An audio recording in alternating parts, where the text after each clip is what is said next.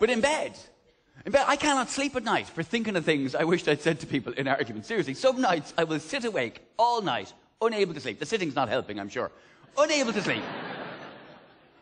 The other night, I couldn't sleep because I was thinking of shit I wished I'd written on a poster I saw at university 18 years ago. Now, picture that level of obsession and feel sorry for me. I went to college right here in Glasgow. I went to a place called Strathclyde University. I don't know if you're familiar with it. But yeah, Strathclyde University, some of you, as you say, know it. And it was quite common for people to write on posters. But the one that really got me, it was hung up in our student union. It was by the Women's Society. The Women's Society had put up this poster that said, up until 1870, it was legal for a man to beat his wife with a stick as long as it was no thicker than his thumb.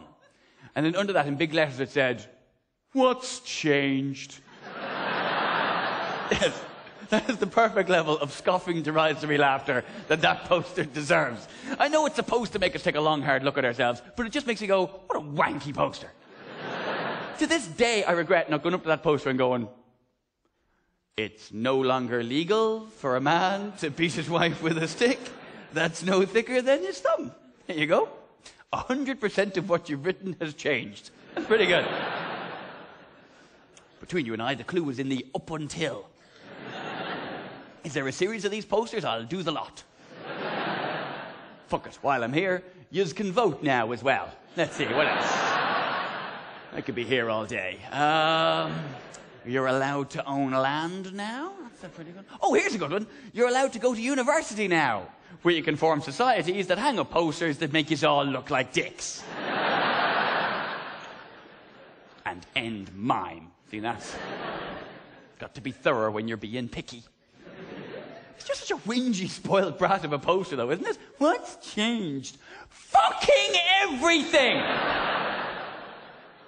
All right, I'll grant you we don't have 100% equality. There's a glass ceiling. There is still work to be done. The struggle goes on. Sisters. But to imply that we haven't moved on since 1870 is a fucking crock. We've got sexual harassment laws and equal opportunity laws, divorce laws, the vote, all this, and it shits on the memory of the feminists who got us to this position. You know, women who made real sacrifices through the years to get us to where we are today. I'm not talking about women who went around putting up posters in their student union. Oh, how very brave of you. I'm talking about women who chained themselves to factory gates for weeks on end for equal pay. Now, Emily Davison gave her life for the women's movement, threw herself under the king's horse to protest the fact that women didn't have the vote. Literally died for the women's movement. You've got to hope there's no afterlife, don't you? Just the idea of her looking down from above at a woman putting up a poster going, what's changed? Like, you ungrateful bitch. What, sorry you don't feel I did me bit, love? Let me down there. Come on, give me 5 minutes with her. Come on, just 5 minutes. I swear, I'll be straight back up, honestly. What's changed? I'm walking around up here with hoof prints on me so you could vote, you miserable bitch.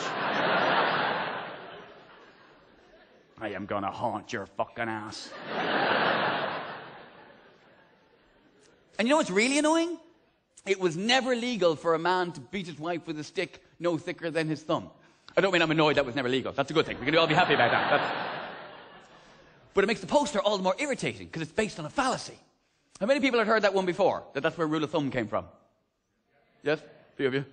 It's nonsense. It never happened, seriously. Rule of thumb comes from carpentry. And this notion that a man used to be able to beat his wife with a stick, it's an urban legend based on the fact that one judge in like the 1600s said women deserve a clout now and again, and if you want to use a stick, go ahead. I'm paraphrasing. It's basically what he said, though. But he was ostracized for saying it, and it never set a precedent, and he was lampooned publicly in the media of the day. It never came into law, not in Britain, not in Ireland, not in America, not in any Western civilized society has there ever been a law that said a man could beat his wife with a stick of any even vaguely measured thickness. So, really, what I should have written on the poster was...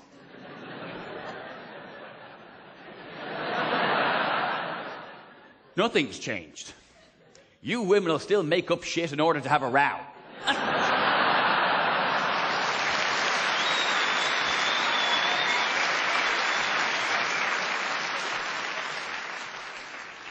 See, what I like about that joke is the thought of the hardcore feminists in the audience sitting there going, yeah, that was quite clever. Okay, that's... I didn't see that coming. I'm not clapping. I'm certainly not laughing. But, yeah.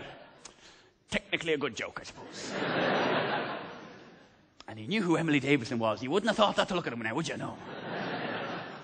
He's so strangely, nerdily attractive. I don't understand it.